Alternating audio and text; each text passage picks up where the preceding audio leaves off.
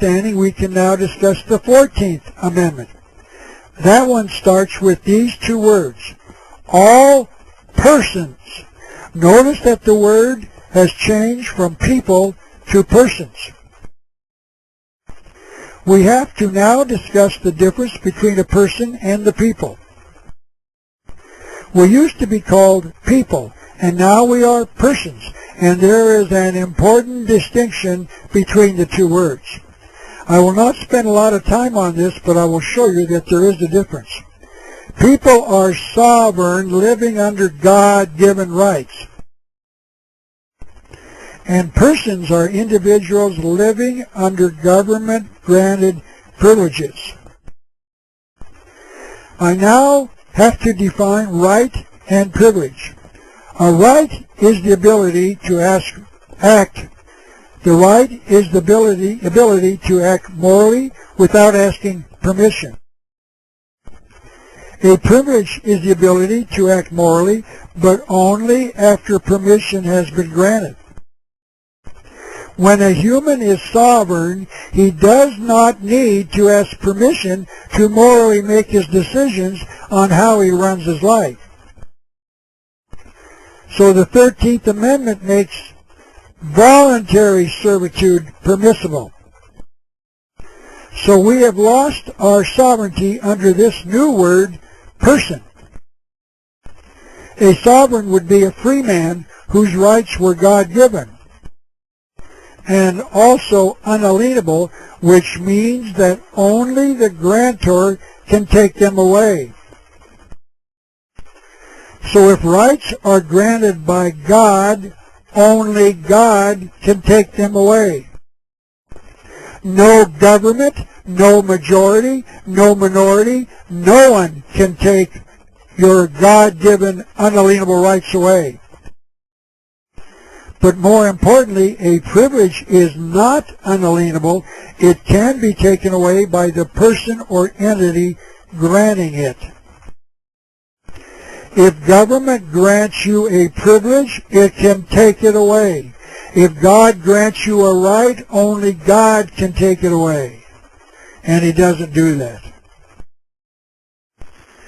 Now let's go back to the 14th Amendment.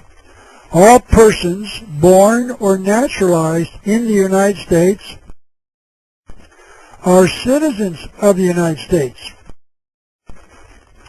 If we were declared to be citizens of the United States after the 14th Amendment was passed in 1868, what were we before the 14th Amendment?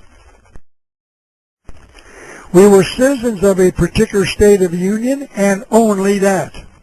You were a citizen of the state in which you were born or where you were residing after birth, or simply an American. But notice that in the 14th Amendment, there were two ways to become a citizen of the United States, meaning a citizen of the tyrannical government of Washington, D.C., run by Congress. You can be born in Washington, D.C., or you can become a naturalized citizen. A naturalized citizen is one who voluntarily asks to become a citizen. For example, a citizen of France leaves his country and comes to the United States. He wishes to become a naturalized citizen, one who voluntarily renounces his citizenship in another country to become a citizen of the second country. So once you are acknowledged as a citizen of the United States, you must agree to their jurisdiction thereof over your person. They were sovereign people who had no master, who lived by right. They are now citizens of the United States who live by privilege. Actually, the 14th Amendment affords us dual citizenship. It continues, all persons born or naturalized in the United States are citizens of the United States and of the state wherein they reside. So the citizens of the United States have dual citizenship. They are citizens of Washington, D.C., and they are citizens of the state wherein they reside. So that means that the 14th Amendment did not eliminate the citizenship of the state citizen. It added the citizenship of Washington, D.C. So the question is, how did we become a citizen of the United States if we were not born in Washington, D.C., or if we did not voluntarily become a naturalized citizen of the United States? Those who wrote the 13th and 14th Amendments needed us to volunteer to be U.S. citizens to trade our rights for government-granted privileges. And to do that, they had to trick us. And they tricked us into becoming a naturalized citizen of the United States. And then they could claim that we had voluntarily volunteered to be a servant of the U.S. government. So we were tricked into buying some other grain and a fire engine. Benjamin Franklin told us they would deceive us with words. We were not told that we did this when we voluntarily asked for the Socialist Security Card issued by the government of the United States. The American people have been told that they were required to obtain this card by law. But there are experts in federal law that can find no such law passed by Congress requiring them to do so. So that means that the American people voluntarily signed up for the card and the Socialist Security benefits.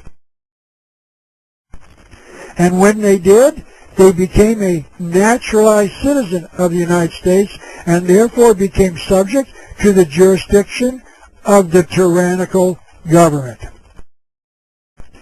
And the reason we did this was because we believed we had to. And I repeat, there is no law requiring anyone to obtain a Socialist Security Card. It is also important that those doing the research into this problem claim that there is no law requiring the citizens of the various states of the Union to pay federal income taxes either. But understand that this is not proof, it's only research. Because it is my opinion that there will never be a test case where a jury finds that the income tax is illegal, because it can be assumed that they would not want to make that truth known to the American people. I'm a self-employed writer who does not have an employer, and since I have no salary, I cannot deduct taxes from a payroll. So I must make an estimated tax payment each quarter to the Internal Revenue System. I do this on a form number 1040-ES. This is a paragraph in the printed instruction that reads, shown in the green, who must make estimated tax payments? Must. Who must?